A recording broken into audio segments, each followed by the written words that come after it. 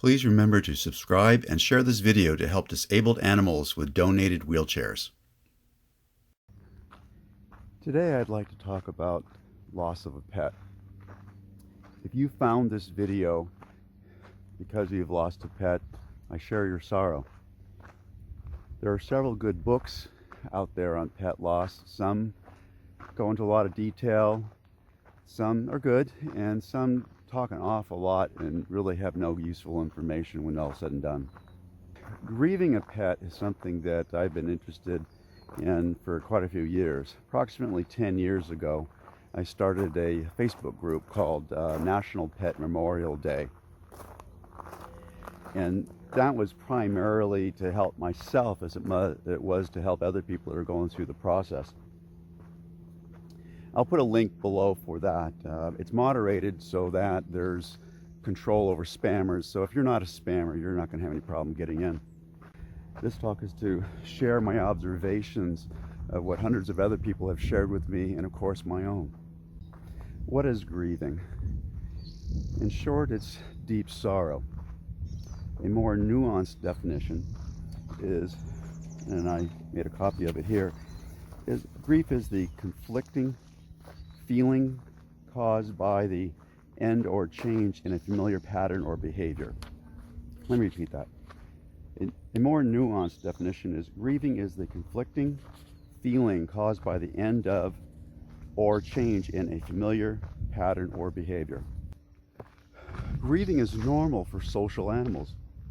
Elephants grieve, crows grieve, rats grieve, dolphins grieve. And since humans are social animals, we grieve. It would not be a good indication if you did not grieve. That would be more of an indication for a sociopathy or an antisocial behavior. So by viewing this video, we're all in pretty good company here. Everybody grieves a bit differently. While others' grief might overlap with what you're experiencing, it's not exactly the same as yours.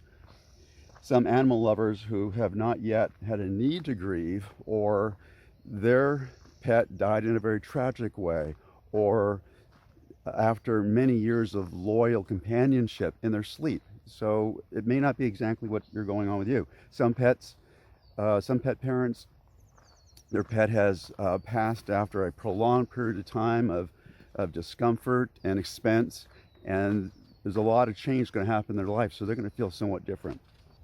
Many people are surprised as to the depth of their grief, noting that they didn't grieve this much for a family member. This adds embarrassment and sometimes guilt to their grief, which is even more overwhelming.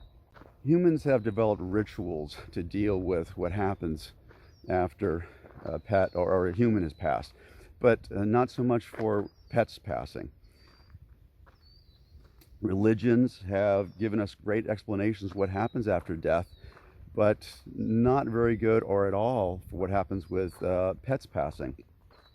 This leads some religious pet parents to go in conflict with what their teachings have been over the years, most notably in the form of pet souls or pet's heaven.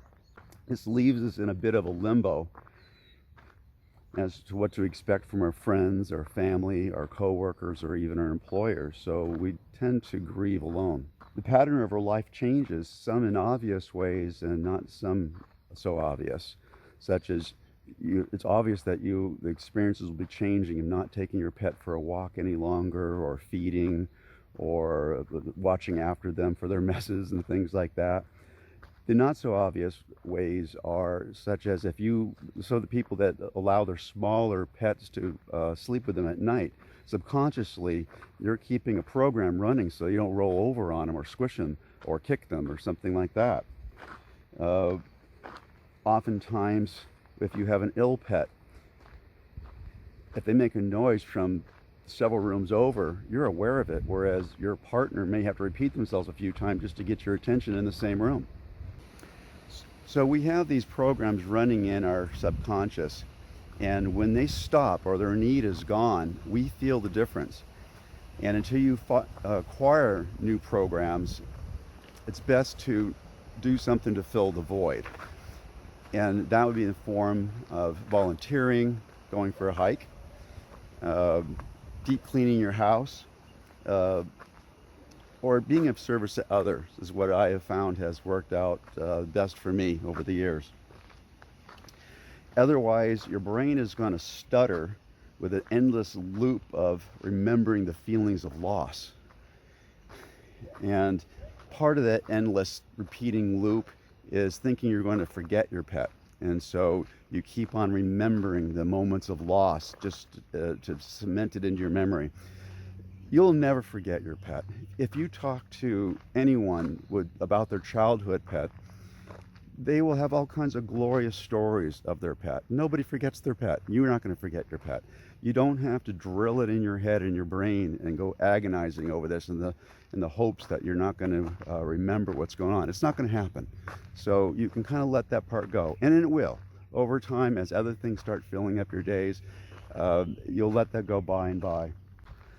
And the way that our memory works in this area is that the world grows bigger, and relatively speaking, your experience with your pet grows relatively smaller.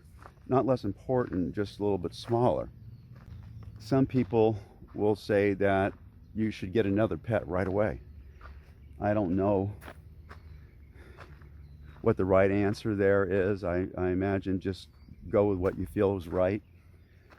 But in the end, the good memories do win out, and time is the caretaker for that journey.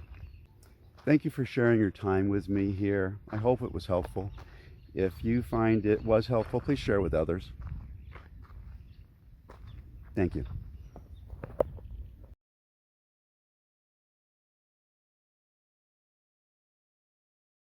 Please remember to subscribe and share this video to help disabled animals with donated wheelchairs.